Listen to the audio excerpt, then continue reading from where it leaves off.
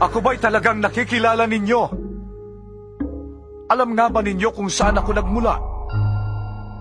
Hindi ako naparito sa aking sariling kagustuhan lamang. Karapat dapat pagtiwalaan ng nagsugo sa akin. Hindi ninyo siya nakikilala, ngunit nakikilala ko siya, sapagkat sa kanya ako nagmula, at siya ang nagsugo sa akin.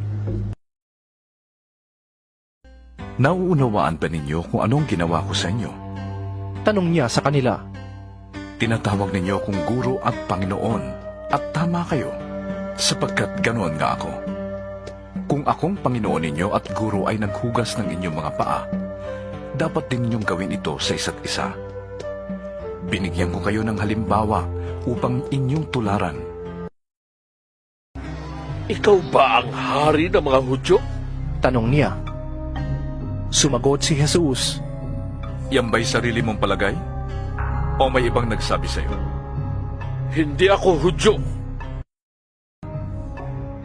Kung sa daigdig na ito ang aking kaharian, ipinakipaglaban sana ako ng aking mga tauhan at hindi na ipagkanulo sa mga Hudyo. Ngunit hindi sa daigdig na ito ang aking kaharian. Kung ganon, isa kang ang hari? Sabi ni Pilato. Sumagot si Jesus. Ikaw nang nagsasabing ako'y hari. Ito ang dahilan kung bakit ako'y pinanganak at naparito sa daigdig, upang magsalita tungkol sa katotohanan.